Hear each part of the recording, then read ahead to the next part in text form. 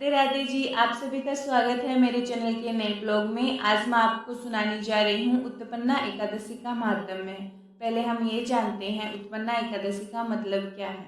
कहते हैं जब अधर्म ने धरती पर अंधकार फैलाया था तो भगवान विष्णु ने धर्म की रक्षा के लिए एक अद्भुत शक्ति को जन्म दिया था। उस शक्ति का नाम था एकादशी माता। हाँ, आज मैं आपको बताने जा रही हूँ एकादशी का महात्म्य, उसकी उत्पत्ति की कथा। यह वही दिन है जब एकादशी देवी का प्राकट्य हुआ था। भगवान विष्णु के शरीर से निकली थी यह शक्ति इतनी तेजस्वी थी कि उसने राक्षस मुर का अंत कर दिया। तब श्री हरि ने प्रसन्न होकर कहा, हे देवी, तुम सदा मेरी प्रिय रहोगी। जो तुम्हारा व्रत करेगा वह सभी पापों से मुक्त हो जाएगा। यह दिन कहलाया उत्पन्ना एकादशी, यानी एकादशी का जन्मदिन। यह वही पवित्र दिन है जब व्रत का आरंभ माना जाता है। जो भी भक्त साल भर एकादशी का व्रत करना चाहता है उसे इसी दिन से व्रत प्रारंभ करने की परंपरा है, क्योंकि यह एकादशी स्वयं भगवान की कृपा का आरंभ है।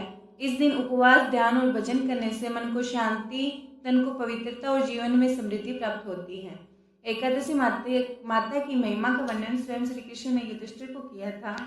उन्होंने कहा, जो उत्पन्ना एकादशी का व्रत रखता है वह 100 यज्ञों के फल का अधिकारी होता है।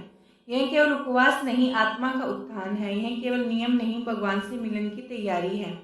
इसलिए आज से संकल्प लें, हर एकादशी को याद करेंगे, क्योंकि एकादशी माता का व्रत मोक्ष के द्वार खोल देता है। नैमिषारण्य क्षेत्र में श्री सूत जी ब्राह्मणों से बोले, हे ब्राह्मणों, विधि सहित इस एकादशी महात्म्य को भगवान श्री कृष्ण ने कहा था। प्रेमी जन ही इस व्रत की उत्पत्ति को प्रेम पूर्वक सुनते हैं और इस लोक में अनेक सुखों को भोगकर अंत में विष्णु पद को प्राप्त करते हैं। श्री सूत जी बोले, हे ब्राह्मणों, सबसे प्रथम इस एकादशी महात्म्य को भगवान श्री कृष्ण ने अर्जुन से कहा था, उसी के अनुसार मैं आपको कहता हूँ। अर्जुन ने कहा, हे जनार्दन, इस एकादशी व्रत का महात्म्य क्या है, इस व्रत के करने से क्या पुण्य मिलता है और इसकी विधि क्या है, सो आप मुझे कहिए। ऐसा सुनकर श्री भगवान ने कहा, हे अर्जुन, सबसे पहले हेमंत ऋतु में मार्गशीर्ष में कृष्ण पक्ष की एकादशी का व्रत करना चाहिए। दशमी की शाम को दातुन करनी चाहिए। रात को भोजन नहीं करना चाहिए। एकादशी को सुबह संकल्प नियम के अनुसार कार्य करना चाहिए। दोपहर में संकल्प पूर्वक नदी, सरोवर, बावड़ी, कुआं आदि में से किसी भी स्नान करना चाहिए। स्नान करने से पहले शरीर पर मिट्टी का चंदन लगाना चाहिए। चंदन लगाने का मंत्र इस प्रकार है, अक्ष क्रांते, रक्त क्रांते, विष्णु क्रांते, वसुधरे, उद्रतापी वारोहण, कृष्ण न सतबाहुना, मृति के हर में पापम ह्यन्मया पूर्व सज्जितम, तव्याहतेन पापेन गच्छामि परम गतिम। व्रत करने वाले को स्नान करने के पश्चात पापी, चोर, पाखंडी, दूसरों की बुराई करने वाला और स्त्री गमन करने वाले, दुराचारी, दूसरों के धन को चुराने वाला, मंदिरों में चोरी करने वाला, इन सब मनुष्यों से बात नहीं करनी चाहिए। यदि अनजाने में इनसे बात हो जाए तो इस पाप को दूर करने के लिए सूर्य नारायण के दर्शन करने चाहिए। स्नान के बाद धूप, दीप, नैवेद्य से भगवान का पूजन करना चाहिए। रात को दीपदान करना चाहिए। ये सत्कर्म भक्तिपूर्वक करने चाहिए। उस रात को नींद और स्त्री प्रसंग को त्याग देना चाहिए। एकादशी के दिन तथा रात्रि को भजन, सत्संग आदि कर्मों में व्यतीत करना चाहिए। उसी दिन श्रद्धापूर्वक ब्राह्मणों को दक्षिणा देनी चाहिए। उनसे अपनी गलतियों की क्षमा मांगनी चाहिए। धार्मिक जनों को शुक्ल और कृष्ण पक्ष की दोनों एकादशियों को एक साथ समझना चाहिए। उनमें भेद कर मानना उचित नहीं है। ऊपर लिखी विधि के अनुसार जो मनुष्य एकादशी का व्रत करते हैं उनको शंखोद्धार, तीर्थ के स्नान एवं दर्शन से जो पुण्य मिलता है वह एकादशी व्रत के पुण्य के 16वें भाग के बराबर भी नहीं है। व्यतीत योग में, संक्रांति में तथा चंद्र सूर्य ग्रहण में दान देने से और कुरुक्षेत्र में स्नान करने से जो पुण्य प्राप्त होता है वही पुण्य मनुष्य को एकादशी व्रत करने से भी मिलता है। अश्वमेध यज्ञ करने से जो पुण्य प्राप्त होता है उससे 100 गुना पुण्य एकादशी को उपवास करने से मिलता है। 1000 तपस्वियों को 60 वर्ष तक भोजन कराने से जो फल मिलता है वह फल इस एकादशी को व्रत करने से प्राप्त होता है। जो पुण्य वेद पाठी ब्राह्मण को 1000 गोदान करने से मिलता है उसे 10 गुना अधिक पुण्य एकादशी का व्रत करने से मिलता है। उतना ही पुण्य एक ब्रह्मचारी को भोजन कराने से होता है। इस पुण्य से 1000 गुना पुण्य कन्या और भूमि दान करने से होता है। कन्या और भूमि दान के पुण्य से 10 गुना पुण्य भूखे को भोजन देने से होता है। अन्न दान के बराबर संसार में कोई दूसरा दान नहीं है, दूसरा पुण्य नहीं है। इस दान से स्वनीय पितर तृप्त होते हैं। इस दान का महात्म्य देवता भी वर्णन नहीं कर सकते। निर्जल व्रत करने वाले का आधा फल एक बार भोजन करने के प्राप्त होता है। उपरोक्त कोई सा एक उपरोक्त कोई सा एक व्रत जरूर करना चाहिए। एकादशी का व्रत करने पर ही यज्ञ, दान, तप आदि मिलते हैं, अन्यथा नहीं। अतः एकादशी का व्रत अवश्य ही करना चाहिए। इस व्रत में शंख से जल नहीं पीना चाहिए। मछली, सूअर तथा अन्य एकादशी के व्रत में वर्जित है। एकादशी व्रत का फल 1000 यज्ञों से भी अधिक है। ऐसा सुनकर अर्जुन ने कहा, हे भगवान, आपने इस एकादशी के पुण्य को अनेक तीर्थों के पुण्य से श्रेष्ठ तथा पवित्र क्यों बतलाया है, सो कहिए। भगवान बोले, हे अर्जुन, सतयुग में एक महाभयंकर मूर नामक दैत्य था। उस मूर दैत्य ने सभी देवता अत्यंत भयभीत थे। उससे दैत्य ने इंद्र आदि देवताओं को जीतकर उन्हें स्थान से गिरा दिया था। तब देवेंद्र ने महेंद्र से प्रार्थना की, हे शिव शंकर, हम सब लोग इस समय मूर दैत्य के अत्याचारों से मृत्युलोक में अपना जीवन व्यतीत करे हैं। कृपा कर इस दुख से छूटने का उपाय बताइए।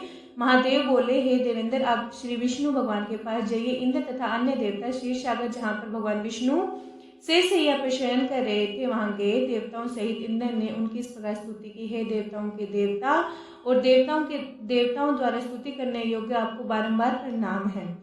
हे दैत्यों के संहारक, हे मधुसूदन, आप हमारी रक्षा करें। हे जगन्नाथ, समस्त देव दैत्यों से भयभीत होकर आपकी शरण में आए हैं। आप इस संसार के कारक और करता है, सबके माता पिता है, जगत की उत्पत्ति, पालन और संहार करता है तथा देवताओं की सहायता करने वाले, शांति प्रदान करने वाले, आकाश पाताल आप ही हैं। तीनों लोगों को उत्पन्न करने वाले ब्रह्मा, सूर्य, चंद्र, अग्नि, हव्य, समान, मंत्र, यजमान, यज्ञ, कर्म, कर्ता, भोक्ता आप ही हैं। हे देव, शरण में आए हुए कि आप ही रक्षा करने वाले हैं। इस समय दैत्यों ने हमें स्वर्ग से निकाल दिया है। अब आप हमारी रक्षा कीजिए। देवताओं द्वारा करुण वाणी को सुनकर श्री विष्णु भगवान बोले, हे देवताओं, वह कौन सा दैत्य है जिसने देवताओं को जीत लिया है, कहाँ रहता है तथा उसमें ऐसा कौन सा बल है, वह सब मुझे कहो। भगवान के वचनों को सुनकर इंद्र बोले, हे भगवान, प्राचीन समय में नाड़ी जग नाम का एक दैत्य था। उस दैत्य की ब्रह्मवंश से उत्पत्ति हुई थी। उसी दैत्य ने लड़की का नाम मूर है। वह अपनी राजधानी चंद्रावती में, जिसने अपने बल से समस्त विश्व को जीत लिया है, सब देवताओं को देवलोक से निकालकर इंद्र, अग्नि, यम, वरुण, चंद्रमा, सूर्य बनकर पृथ्वी को तपाता है, मेघ बनकर जल की वर्षा करता है। अतः आप उस दैत्य को मारकर देवताओं की जीत कराओ। इंद्र के वचन सुनकर श्री विष्णु भगवान बोले, हे देवताओं, मैं तुम्हारे अस्त्रों को शीघ्र ही संहार करूंगा। अब सब चंद्रावती नगरी को जाइए। इस प्रकार भगवान विष्णु देवताओं को कहकर उनके पीछे पीछे चंद्रावती नगरी को चल दिए। उस समय मूर अनेक दैत्यों के साथ युद्ध भूमि में गरज रहा था। युद्ध होने पर असंख्य देवता दानव अनेक अस्त्रों शस्त्रों धारण करके देवताओं को युद्ध करने पहुंच गए, परंतु देवता दानवों के आगे क्षण भी न ठहर सके। तब भगवान भी युद्ध भूमि में आ गए। भगवान विष्णु को देखा तो उन पर अस्त्र शस्त्रों से प्रहार करने लगे। भगवान चक्र और गदा से उनके शस्त्रों को नष्ट करने लगे। इस युद्ध में अनेकों दानव सदैव के लिए सो गए, परंतु दैत्यों का राजा मूर भगवान के साथ निश्चल भाव से युद्ध करता रहा। भगवान विष्णु मूर को मारने के लिए जिन जिन शस्त्रों का प्रयोग करते वे सब उसके तेज से नष्ट होकर उसके ऊपर पुष्पों के समान गिरने लगे। वह आपस में मल्लयुद्ध करने लगे, परंतु उस दैत्य को जीत न सके। अंत में भगवान विष्णु शांत होकर विश्राम करने की इच्छा लेकर बद्रिकाश्रम गए। उस समय 48 कोस लंबी एक द्वार वाली हेमंती नाम की गुफा में शयन करने के लिए भगवान घुसे। हे अर्जुन, अंत में उस गुफा में शयन किया। मैं दैत्य भी वहां आया, मुझको शयन करता देख मारने को तैयार हो गया। उसी समय मेरे देह से एक अत्यंत सुंदर कन्या दिव्य अस्त्र धारण करके उत्पन्न हुई और दैत्य के सामने आकर युद्ध करने लगी। वह दैत्य इस कन्या पर लगातार युद्ध करता रहा। कुछ समय बीतने पर इस कन्या ने क्रोध में आकर उस दैत्य के अस्त्र शस्त्रों को टुकड़े टुकड़े कर दिए, रथ तोड़ दिया। तब वह दैत्य महान क्रोध करके उस मल्लयुद्ध करने लगा। उस कन्या ने उसको धक्का मारकर मूर्छित कर दिया। तब वह दैत्य मूर्छा से जागा तो उस कन्या ने उसका सिर काट यमपुर पहुंचा दिया। यह अन्य समस्त दानव भी ऐसा देखकर पाताल को चले गए। तब जब भगवान विष्णु की निद्रा टूटी तो दैत्य को मरा देख अत्यंत आश्चर्य करने लगे, विचारने लगे, इस दैत्य को किसने मारा है। तब कन्या हाथ जोड़कर बोली, हे भगवान, यह दैत्य आपको मारने को तैयार था, तब मैं आपके शरीर से उत्पन्न होकर इसका वध किया है। इस पर भगवान बोले, हे कन्या, तूने इसको मारा है, अतः मैं तेरे ऊपर बहुत प्रसन्न हूँ। तूने तीनों लोकों के देवताओं को सुखी किया, इसलिए तू अपनी इच्छा अनुसार वरदान मांग। कन्या बोली, हे भगवान, मुझे यह वरदान दीजिए कि जो मेरा व्रत करे उसके समस्त पाप नष्ट हो जाए, अंत में स्वर्ग हो जाए। मेरे व्रत का आधा फल रात्रि को मिले और आधा फल एक समय भोजन करने वाले को मिले। जो मनुष्य भक्तिपूर्वक मेरा व्रत करे वह निश्चय ही आपके लोक को प्राप्त करे। कृपया मुझे ऐसा वरदान दीजिए, जो मनुष्य मेरे दिन तथा रात्रि के एक बार भोजन करे वह धन धान्य से भरपूर हो जाए। इस पर भगवान विष्णु उस कन्या से बोले, हे कल्याणी, ऐसा ही होगा। मेरे और तेरे भक्त एक ही होंगे, अंत में संसार प्रसिद्धि को प्राप्त करेंगे, मेरे लोक को प्राप्त करेंगे। हे कन्या, एकादशी को पैदा होने से तेरा नाम भी एकादशी हुआ। जो मनुष्य तेरे इस दिन का व्रत करेंगे उनके समस्त पाप नष्ट हो जाएंगे और अंत में मुक्ति को प्राप्त करेंगे। तू मेरे लिए अब तीज, 8 और 9 14 से अधिक प्रिय है। तेरे व्रत का फल सब तीर्थों के फल के समान होगा, मेरा यह कथन सत्य है। ऐसा कहकर भगवान उसी समय अंतर ध्यान हो गए। एकादशी में भगवान के उत्तम वचनों को सुनकर अत्यंत प्रसन्न हुई। हे अर्जुन, सब तीर्थों, दानों, व्रतों के फल से एकादशी का व्रत सर्वश्रेष्ठ है। मैं एकादशी व्रत करने वाले मनुष्य के शत्रुओं को, विघ्नों को नष्ट कर देता हूँ, उन्हें मोक्ष दिलाता हूँ। अर्जुन, यह मैंने तुम्हें एकादशी के व्रत के बारे में, उत्पत्ति के बारे में बतलाया है। एकादशी पापों को नष्ट करने वाली, सिद्धि को देने वाली है। उत्तम मनुष्य को दोनों पक्षों की एकादशियों को समान समझना चाहिए, उनमें भेदभाव मानना उचित नहीं है। जो पुरुष विष्णु भगत है वो धन्य है। जो मनुष्य एकादशी महात्म्य का श्रवण व पठन करते हैं उनको असमेघ यज्ञ का फल मिलता है। जो मनुष्य भक्तिपूर्वक कथा सुनते हैं विष्णु लोक को जाते हैं और करोड़ों वर्षों तक उनकी उस जगह पे पूजा होती है। जो एकादशी महात्म्य की चौथाई भाग को सुनते हैं उन्हें ब्रह्म हत्या और जैसे महान पाप भी नष्ट हो जाते हैं। विष्णु धर्म के समान संसार में कोई दूसरा धर्म नहीं है और एकादशी के व्रत के बराबर कोई दूसरा व्रत नहीं है।